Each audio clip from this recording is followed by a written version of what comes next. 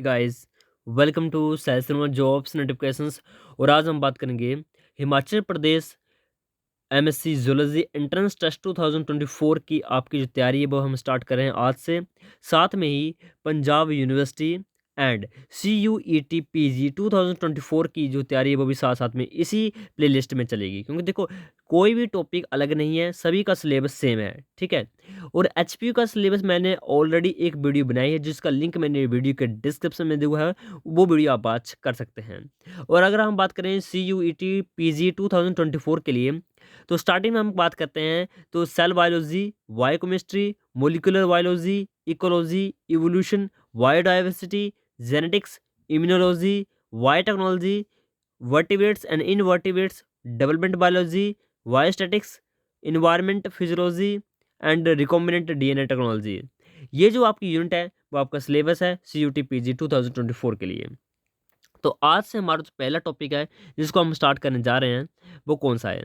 वो है आपका इम्यूनोलॉजी। तो इम्यूनोलॉजी से हम स्टार्ट करें आज से, ठीक है, क्योंकि ये आपका कोर यूनिट बन सकती है, बहुत ज़्यादा इंपॉर्टेंट यूनिट बन सकती है आपके लिए। और धीरे धीरे हम नेक्स्ट यूनिट पर जाएंगे, बट सबसे पहले हम जा रहे हैं इम्यूनोलॉजी की तरफ। तो आज पहला टॉपिक है, इजी टॉपिक है, उससे हम स्टार्ट कर रहे हैं। तो हम वीडियो को स्टार्ट करते हैं। सबसे पहला टॉपिक है कि इम्यूनोलॉजी होती क्या है, इसके टाइप्स क्या हैं, कंपोनेंट्स क्या हैं। तो स्टार्ट करते हैं वीडियो को। तो सबसे पहले हम डेफिनेशन की तरफ आ रहे हैं।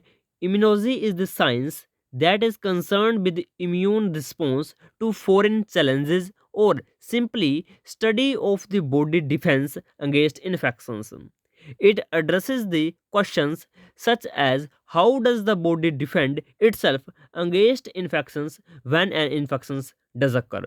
सिंपली कहा जा रहा है कि जो भी आपके पैथोजन हैं, जो भी आपके इन्फेक्शंस हैं, उनके उनके डिफेंस में लड़ने के लिए जो हमारी बॉडी तैयार हो रही है उसको हम बोलते हैं इम्यूनिटी। ठीक है, यानी इम्यूनोलॉजी सिंपली स्टडी है कि हम कैसे हमारी बॉडी जो है वो इन्फेक्शंस के प्रति लड़ाई कर रही है। ठीक है, सिंपली ये कहा जा रहा है इम्यूनोलॉजी की डेफिनेशन में।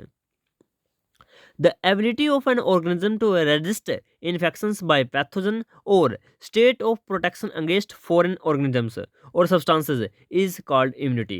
तो इम्यूनिटी की डेफिनेशन आपको समझाएगी कि इम्यूनिटी होती क्या है। ठीक है, उसके बाद हम बात करते हैं। तो इसको हमने दो भागों में विभाजित किया है, डिवाइड किया है, यानी इम्यून रिस्पॉन्स को, जिसे हम बोलते हैं इनिएट इम्यूनिटी एंड एडेप्टिव इम्यूनिटी। तो हम स्टार्ट करते हैं। बेसिक है इनिएट इम्यूनिटी क्या होती है, एडेप्टिव इम्यूनिटी क्या होती है, इससे क्वेश्चन बनेंगे। ठीक है, आपको मैं पढ़ाऊंगा, इससे ही कुछ क्वेश्चन बनेंगे। ठीक है, जैसे इनिएट इम्यूनिटी होती क्या है। तो innate immunity is the general non specific immune response which present in all the individuals at all times. पहली बात है कि ये सभी इंडिविजुअल में प्रेजेंट है। तो एक जो मोस्ट इंपॉर्टेंट लाइन यहाँ क्या बन रही है कि ये सभी में प्रेजेंट है, सभी इंडिविजुअल में ये प्रेजेंट है। ये एक इंपॉर्टेंट लाइन आपकी बन रही है। ठीक है, ये वाली लाइन आपकी जो मैं हाईलाइट कर रहा हूँ। ठीक है, तो ये वाली लाइन आपकी सभी इंडिविजुअल में प्रेजेंट होती है, ये वाली इम्यूनिटी। ओके, उसके बाद in contrast to innate immunity, adaptive immunity is highly specific to a particular pathogens that induced it. जो एडेप्टिव इम्यूनिटी होती है वो ऑल टाइम सभी इंडिविजुअल में प्रेजेंट नहीं होती है, स्पेसिफिक होती है किसी एक पर्टिकुलर पैथोजन के लिए। It develops during the lifetime of an individual as response to the infections and adaptation to the infections। Adaptive immunity हमारे लिए बर्थ से नहीं होती है, ये किसी भी इंडिविजुअल के लाइफ टाइम एक्सपीरियंस के साथ उनको उसको मिलती है। ठीक है, मान लीजिए कोई इंडिविजुअल है, उसको टाइफाइड हुआ, तो टाइफाइड के प्रति जो इन्फेक्शन के एंटीबॉडी बन रही है हमारे शरीर में, वो एक किसी एक पर्टिकुलर इंडिविजुअल में बन रही है। मान लीजिए किसी व्यक्ति को कभी टाइफाइड हुआ ही नहीं है, तो उसमें कोई भी एंटीबॉडीज नहीं प्रेजेंट होगी टाइफाइड से लड़ने के लिए। ठीक है, इसको बोलते हैं एडेप्टिव इम्यूनिटी। ऐसी इम्यूनिटी जो किसी भी व्यक्ति ने अपनी लाइफ से एक्सपीरियंस लेकर ली हुई है। ठीक है, यानी उसको पहले एक्सपोजर दिया गया है, उसके बाद एडेप्टिव इम्यूनिटी वो डेवलप हुई है। ठीक है, आगे देखो। Thus, when a given pathogen is new to the host, it is initially recognized by the innate immune system, and then the adaptive immune response is activated. Innate immunity is the most ancient form of defense found in most multicellular organisms। अगर कोई भी pathogen हमारे शरीर में आ रहा है तो सबसे पहले वो किससे भिड़ेगा, इनिएट इम्यूनिटी से या अडेप्टिव इम्यूनिटी से। तो पहले उसकी लड़ाई होगी इनिएट इम्यूनिटी से। इनिएट इम्यूनिटी सभी इंडिविजुअल में प्रेजेंट है, पहले वो आएगी, देन आपकी एडेप्टिव इम्यूनिटी आएगी। अगर हम बात करें एडेप्टिव इम्यूनिटी की, तो adaptive immunity is a recent evolutionary phenomena having arises in vertebrates. ये भी एक डिफरेंस बन सकता है, क्वेश्चन बन सकता है कि इनिएट इम्यूनिटी कहाँ प्रेजेंट होती है और एडेप्टिव इम्यूनिटी किन ऑर्गेनिज्म प्रेजेंट होती है। तो एडेप्टिव इम्यूनिटी ओनली वर्टिब्रेट में प्रेजेंट होती है, ओनली वर्टिब्रेट में ही। वो भी कौन से वर्टिब्रेट? जोज वर्टिब्रेट, जिनमें जो प्रेजेंट होते हैं। एक होते हैं जोलेस और एक होते हैं जोड। तो जिनमें जो प्रेजेंट होता है उन ऑर्गेनिज्म में, उन वर्टिब्रेट्स में एडेप्टिव इम्यूनिटी प्रेजेंट होती है। और जो इनिएट इम्यूनिटी होती है वो आपकी इनवर्टिब्रेट वर्टिब्रेट दोनों में प्रेजेंट होती है। ठीक है। दस vertebrate are protected by both innate immunity and adaptive immunity. Innate immunity is present since birth. जो innate immunity है वो बचपन से ही यानी बर्थ से ही हमको मिली हुई है। Evolutionary primitive and is relatively non-specific. It provides the early defense against pathogens. Before adaptive immune response can develop, it is not specific to any one pathogen but rather acts against all foreign particles. देखो, जो आपकी innate immunity होती है किसी एक particular pathogen के लिए specific नहीं होती है। कोई भी फॉरेन एंटीजन आया, हमारी इनेट इम्यूनिटी आएंगी और इसको डिस्ट्रॉय कर देगी। कोई एक पर्टिकुलर किसी एक एचआईवी या किसी एक टाइफाइड या किसी एक पर्टिकुलर बैक्टीरिया या पैथोजन के लिए नहीं बनी होती है इनेट इम्यूनिटी। ओके। उसके बाद हम बात करते हैं, it also does not rely on the previous exposure to the pathogens and response is function since birth not memory. तो आपकी इनिएट जो आपकी इम्यूनिटी होती है इसमें कोई भी मेमोरी प्रेजेंट नहीं होती। ये भी एक क्वेश्चन आपका बन सकता है। ठीक है। और एडेप्टिव इम्यूनिटी में क्या होती है? मेमोरीज होती हैं। ठीक है। तो नेक्स्ट हम चलते हैं, एक सेकंड। तो नेक्स्ट हम चलते हैं इसके बाद कि इसके बाद हमारा जो नेक्स्ट है वो है कंपोनेंट ऑफ इम्यून सिस्टम। तो इम्यून सिस्टम का कौन कौन सा कंपोनेंट है, किस कंपोनेंट की हम बात करें? इनिएट इम्यूनिटी की। अभी हम स्टार्ट करते हैं इनिएट इम्यूनिटी से, देन हम नेक्स्ट वीडियो आएगी उसमें हम बात करेंगे एडेप्टिव इम्यूनिटी की। तो इनिएट इम्यूनिटी में क्या होता है, ठीक है, उसको हम डिटेल्स में पढ़ेंगे। ये वीडियो आपके लिए बहुत ज़्यादा इन्फॉर्मेटिव होगी क्योंकि आपको डिटेल से, हम एक कोई ओवरव्यू नहीं ले रहे, बिल्कुल डिटेल में जाके हम पढ़ेंगे। ठीक है। जिसमें बहुत सारे क्वेश्चन आपके, बहुत सारे आपके डाउट्स क्लियर होंगे। An organism can adopt three strategies to deal within threats possessing the pathogens. मान लीजिए हमारे बॉडी में पैथोजन आया तो हमारे बॉडी तीन चीजें करेंगी। पहली अवॉइडेंस, दूसरा रेजिस्टेंस, तीसरा टॉलरेंस। हम तीन चीजें देखते हैं। सबसे पहले avoidance. Avoidance mechanism prevent the exposure to pathogen. पहला है कि पैथोजन आए ही ना। पहला तरीका क्या कर रही है हमारी बॉडी की इनिएट इम्यून सिस्टम, कि पैथोजन आए ही ना हमारी बॉडी में। इफ एन इन्फेक्शन इज एस्टेब्लाइज, मान लीजिए आ गया भाई, उसको कोई नहीं रोक पाया हमारा पैथोजन को, कोई भी हमारा इनिएट इम्यूनिटी के जो भी सेल्स थे हम बाद में पढ़ेंगे, वो नहीं रोक पाए, वो आगे भाई अंदर आ गए। अब अंदर आ गए तो क्या होगा? तो resistance is aimed at reducing और एलिमिनेटिंग द पैथोजन। तो रेजिस्टेंस चलेगा। रेजिस्टेंस यानी उसकी ग्रोथ को रोका जाएगा कि भाई तो अंदर तो आ गया, बट तेरी जो प्रक्रिया है, यानी तेरा जो रिप्रोडक्शन है उसको हम स्लो डाउन कर देंगे या ख़त्म कर देंगे या एलिमिनेट कर देंगे, जो भी बैक्टीरिया वायरस अंदर आ गया। मान लीजिए उसकी जो रिप्रोडक्शन पावर है वो भी ख़त्म ना कर पाए हम, हमारा इनिएट इम्यून सिस्टम रेजिस्टेंस नहीं हो पाया, वो वायरल या बैक्टीरिया के प्रति घातक नहीं सिद्ध हुआ। तब नेक्स्ट क्या होगा? नेक्स्ट आएगा टॉलरेंस, यानी involves response that enhance the host capacity to resist the damage induced by pathogen. यानी जो बैक्टीरिया वायरस डैमेज करेगा उसको टॉलरेट करने की पावर देगा, कि जो भी नुकसान वो करेगा, जो भी वायरस बैक्टीरिया नुकसान करेगा, बॉडी उसको टॉलरेट कर सके, इतनी पावर बॉडी को देगा। तो तीन चीजें हमने पढ़ी हैं, अवॉइडेंस, रेजिस्टेंस, टॉलरेंस। अब हम देखेंगे हम innate immunity is the host first line of defence. तो first, that's the most important question यहाँ से आपका बन सकता है कि इनेट इम्यूनिटी आपकी फर्स्ट लाइन ऑफ डिफेंस है and is intended to prevent the infections. Its component provide the defense against infections that are already for the immediate actions.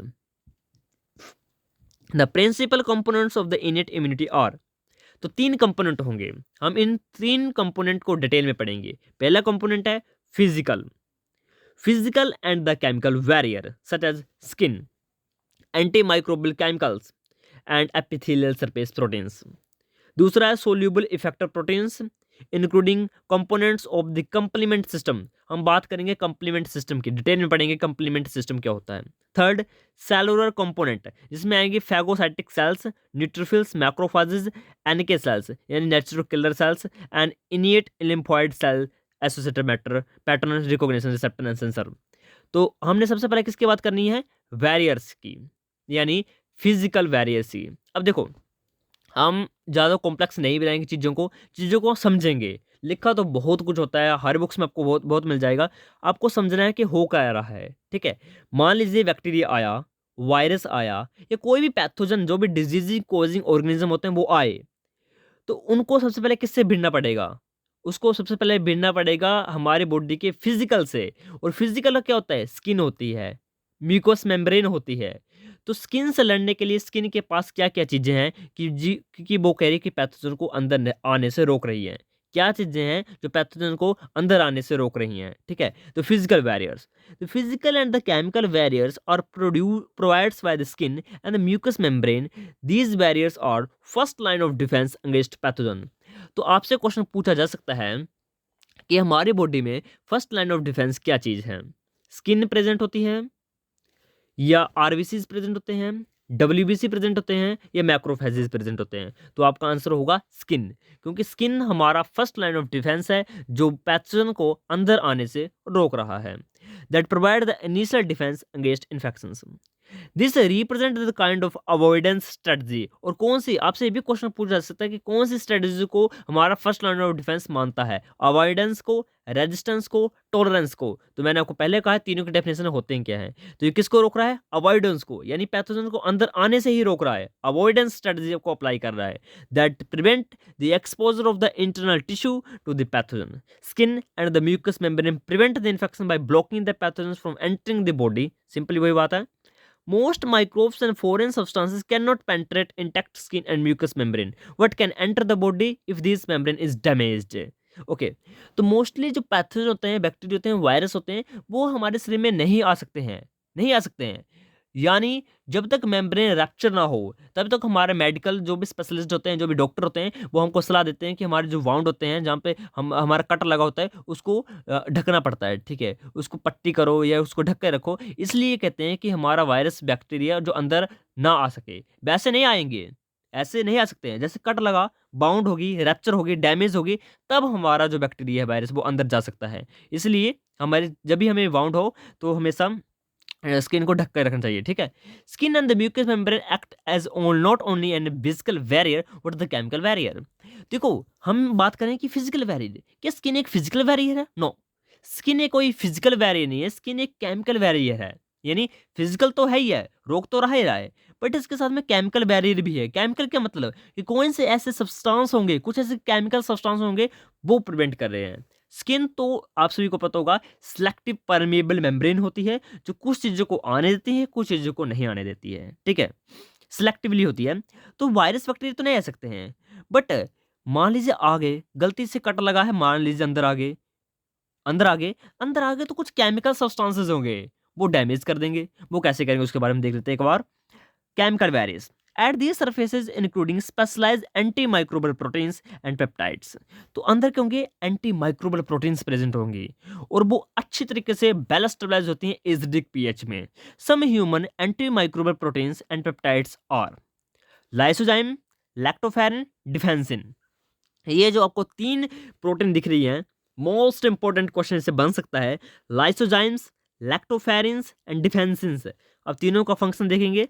Lysozyme in enzyme, enzyme में एक protein होती है, ठीक है, तो confuse मत होना कि एंजाइम बोल रहे हैं तो कभी प्रोटीन बोल रहे हैं, तो proteins all are enzymes.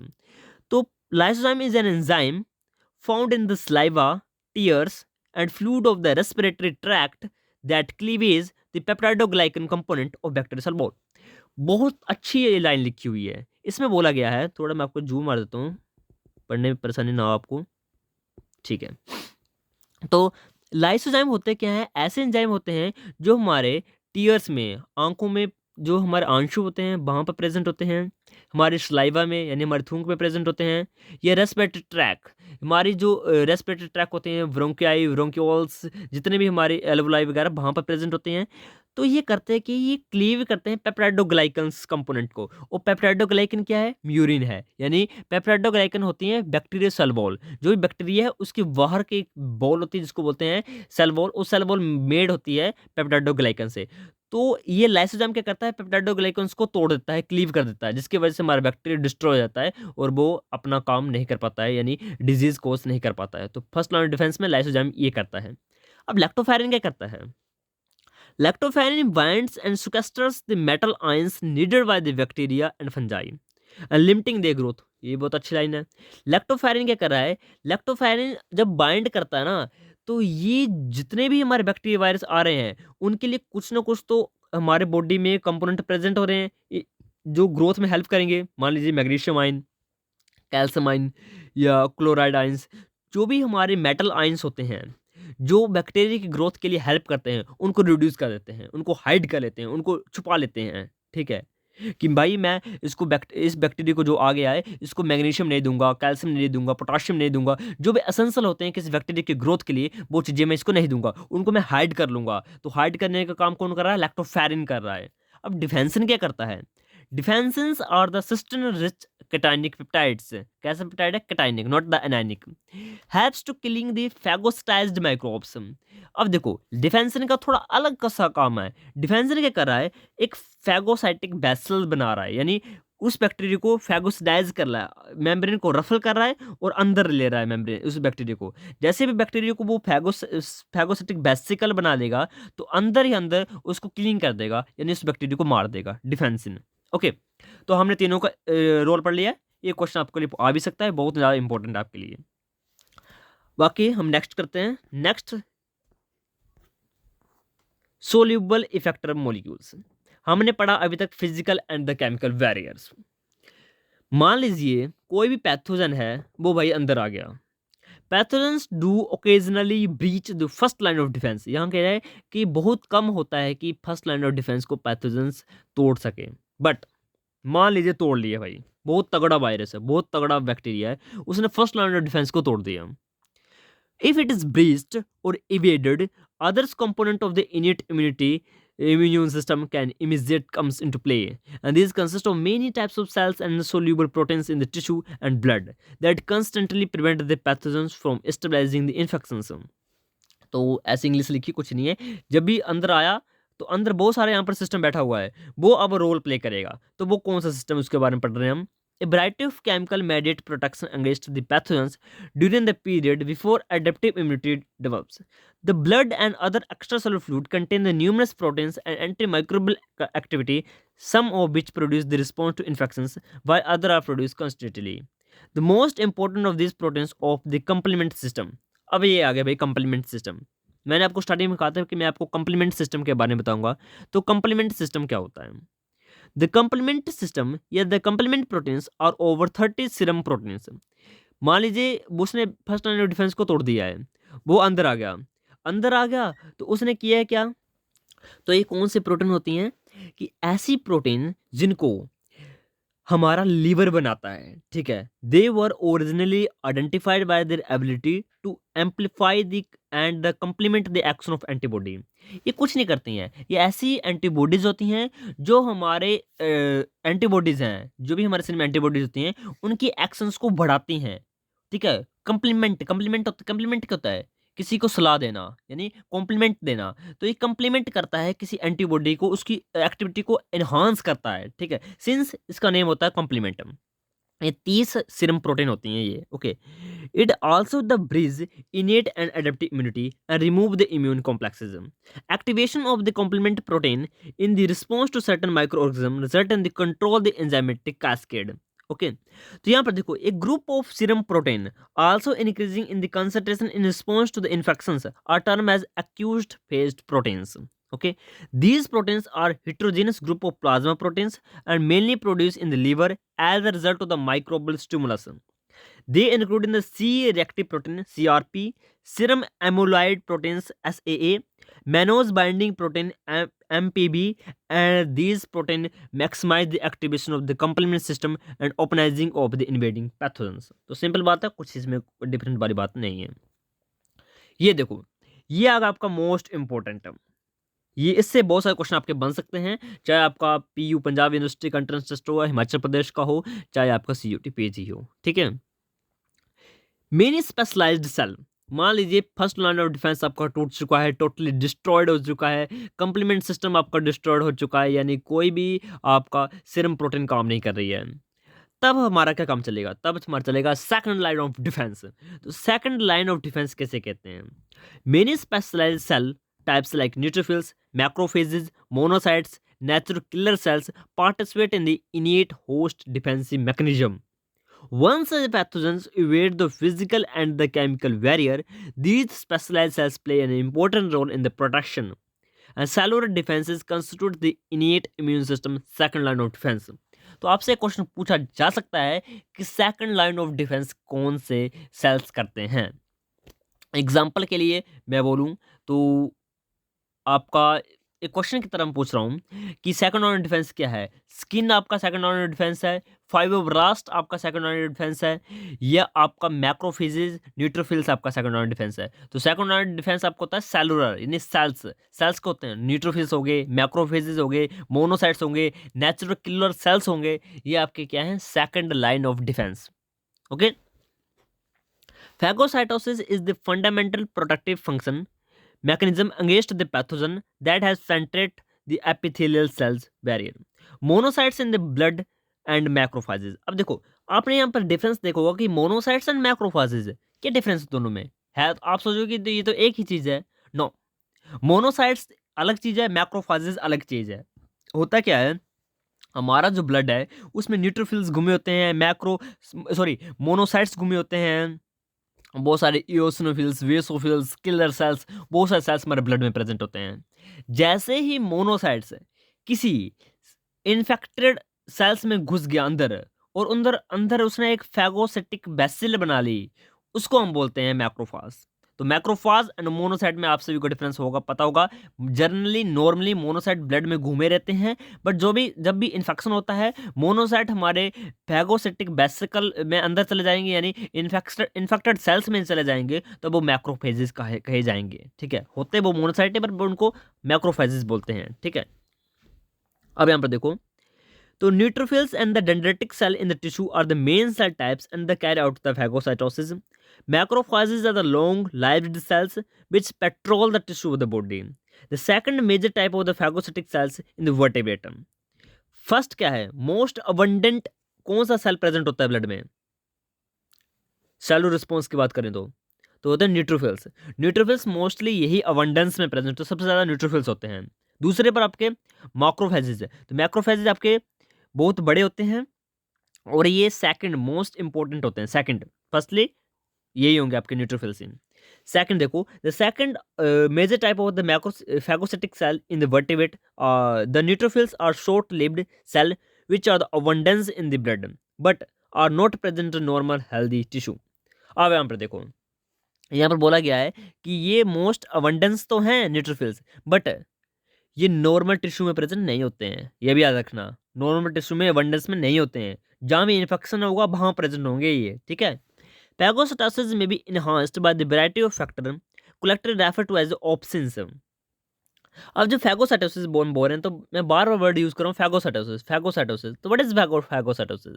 Phagocytosis simply membrane अंदर की तरफ मुड़ जाएगी, एक बेसिकल बना लेगी जिसको हम बोलते हैं पिंचिंग ऑफ, यानी बैक्टीरिया आया, उसको इनगल्फ किया और एक गोल सी बेसल बन गई, उसको हम बोल रहे हैं फैगोसाइटोसिस। कुछ ज़्यादा बड़ी चीज़ नहीं है, इसमें डिस्ट्रॉय करते हैं हम, डैमेज करते हैं जो भी हमने पैथोजन खाया होगा यानी इनगल्फ किया होगा। ओके, तो यहाँ पर बोला ऑप्शन क्या चीज़ है, यहाँ पर एक वर्ड हम यूज़ करें ऑप्शंस। तो ऑप्शंस क्या होते हैं? तो फैगोसाइटोसिस में भी enhance bye the variety of, कुछ ऐसे फैक्टर हैं जो फैगोसाइटोसिस को इनहांस करते हैं यानी बढ़ाते हैं, उनको बोलते हैं ऑप्शंस। और options which consist of the antibodies and various serum components. Okay, the process by which the particular antigens and renders more susceptible to the phagocytosis is called as opsonalization. Okay, तो I think ये आपके लिए इतना बोल सकता हूँ, इस slide से इतना काफ़ी है आपके लिए, ठीक है, सेलुलर रिस्पॉन्स से। अब हम बात करते हैं साइटोकाइंस क्या हैं। इनिट इम्यूनिटी हमने जो जो पढ़ना था हमने पढ़ लिया है। लास्ट टॉपिक है साइटोकाइंस। कुछ यहाँ पर एब्रिवेशंस होंगी। इंटरल्यूकिन्स क्या है, कीमोकाइंस क्या है, इंटरफेरॉन्स क्या है, ट्यूमर नेक्रोसिस फैक्टर फैमिली क्या है, और हीमोपोइटिन क्या है। ये चीज़ें हम पढ़ेंगे और हमने इनिट इम्यून सिस्टम कंप्लीट कर लिया है। उसके बाद हम पढ़ेंगे नेक्स्ट एडेप्टिव इम्यूनिटी। तो साइटोकाइंस क्या होते हैं? Cytokines not be confuse with cytokinin, A plant hormone. Okay, तो साइटोकाइंस को साइटोकिनिन से कंपेयर मत करना, ठीक है। साइटोकिनिन आपका एक प्लांट हार्मोन है, इधर हम बात कर रहे हैं साइटोकाइंस की। Cytokines are the low molecular weight soluble proteins non immunoglobulin. Immunoglobulin नहीं है ये। secreted by cells of the immune system and perform the cellular communications. Cells of the immune system communicates to the exchange of secreted cytokines. Depending upon the septal location, the cytokines responding cells, such communications can be। यहाँ पे देखो आपके 3 topic यहाँ पे cover हो जाएंगे, ऑटोक्राइंस, पैराक्राइंस, एंडोक्राइंस। देखो 3 आपके लगातार क्वेश्चन पूछे जाते हैं, चाहे कोई भी आपका एंट्रेंस टेस्ट हो। ऑटोक्राइन क्या होता है, पैराक्राइन क्या होता है, एंडोक्राइन क्या होता है। बाकी और भी मेथड हैं सेल कम्युनिकेशन के, बट मोस्टली यही होते हैं, ऑटोक्राइन, पैराक्राइन, एंडोक्राइन, ठीक है। तो ऑटोक्राइन क्या है? Signalling to the same cell responding to their production. जो सेल रिस्पोंड कर रहा है उसी में सिग्नल प्रेजेंट है, यानी रिसेप्टर्स एंड लाइगेंड दोनों एक ही सेल में प्रेजेंट है, उसको बोलते हैं autocrine. Paracrine signalling to the neighbouring cells, जो साथ वाला सेल है उसमें सिग्नल, यानी रिसेप्टर कहाँ प्रेजेंट है? एक सेल में, बट उसका लाइगेंड दूसरे सेल में, बट बहुत ज़्यादा नज़दीक है, यानी क्लोज प्रोक्सिमिटी में है, उसको बोलते हैं पैराक्राइन। एंडोक्राइन, एंडोक्राइन यानी signalling distant located target. Endocrine यानी सिग्नल बहुत दूर भेजना है, यानी मान लीजिए कोई हार्मोन है, वो निकला है हमारे पिट्यूटरी ग्लैंड से, उसको जाना नीचे पाँव में, नीचे उसको ओस्टियोक्लास्ट सेल में जाना है, ओस्टियोब्लास्ट सेल में जाना है, ये कहीं भी दूर जाना, डिस्टेंट जाना है, दूर जाना है, तो वो एंडोक्राइन हो गया। एक और होती है जक्स्टाक्राइन। तो जक्स्टाक्राइन होती है कि एक सेल दूसरा सेल टच है, फिजिकली टच्ड है, तब हमारी सिग्नलिंग हो रही है। ये सिग्नल का टॉपिक है, हम बाद में पढ़ेंगे इसका, ठीक है। They are highly potent hormone like substances active even femtomolar concentration. However the difference for hormones and growth factors, ये ना कोई हार्मोन है साइटोकाइंस, ना ही कोई ग्रोथ फैक्टर है। Okay, all three are secretory protein that elect their biological effect at the very low concentration by binding to the receptor to the target cells। अब unlike hormone, hormone की तरह नहीं, which जर्नी act long range in the endocrines fashion. Mostly जो cytokines होते हैं वो short distance के लिए अप्लाई होते हैं। साइटोकाइंस हार्मोन की तरह नहीं कि बहुत लंबा लंबा सफर तय करें, नो। साइटोकाइंस आपके बहुत नज़दीक करते हैं, यानी एक साल तो दूसरा साल उसके नज़दीक होना चाहिए, यानी पैराक्राइन सिग्नलिंग को साइटोकाइंस करते हैं। ओके, तो mostly cytokines can act over short distance in an autocrine या पैराक्राइन फैशनल्स, ठीक है। Beside the most hormones are produce specialised gland and tends to a unique action of the few types of cell target cells। Okay, अब cytokines are often produced by and bind to variety of wide distributed cells। Cytokines produce the biological action only when they bind to specific high affinity receptor on the surface of the target cells। Cytokines ऐसे कोई भी signalling नहीं करेगा जब तक इसका receptor present नहीं होगा।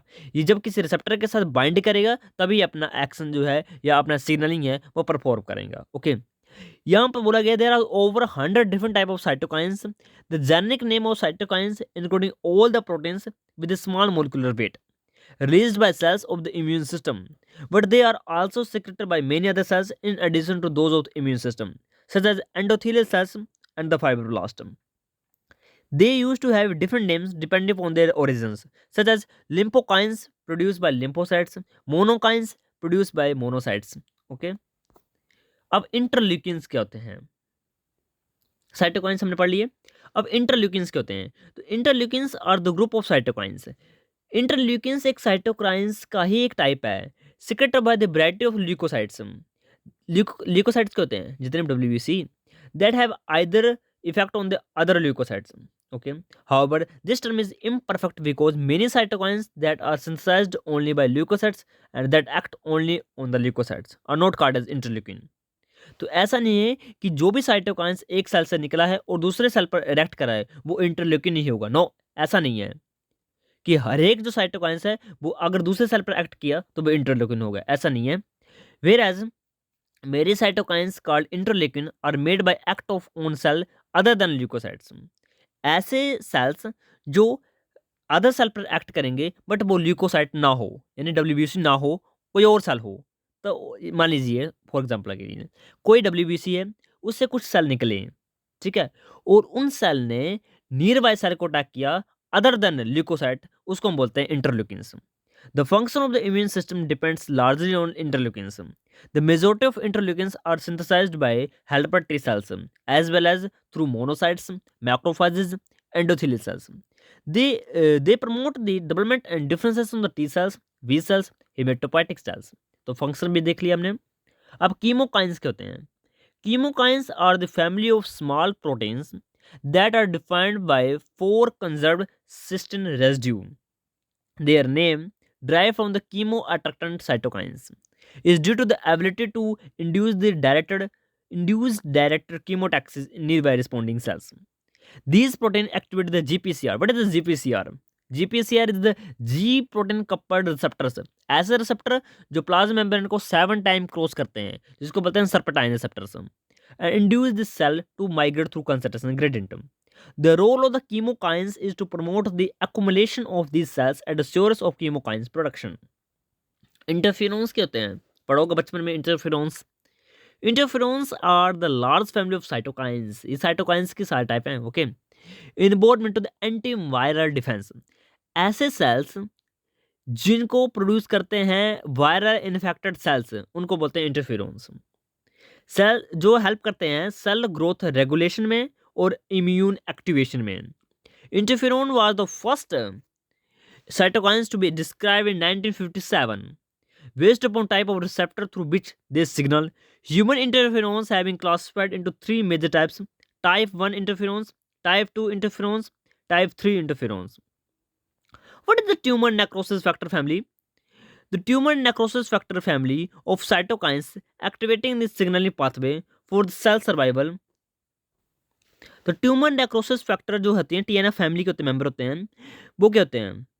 वो 9 मेंबर हैं जो हेल्प करते हैं कि सेल की सिग्नलिंग चले, यानी सेल सर्वाइव रहे किसी भी इन्फेक्शन स्टेज में। अब हिमेटोपोइटिन क्या है?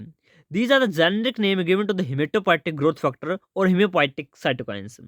These factor including the various colony stimulating factor, ठीक है, जिसमें ईपो भी आ जाता है, इरेथ्रोपोइटिन, SCF आ जाता है, जिसमें stem cell factors, SCPF stem cell proliferation factor, various interleukins. और यहाँ पे इंटरल्यूकिन्स दी गए हैं, इंटरल्यूकिन्स 1, 3, 4, 5, 6, 11, 12।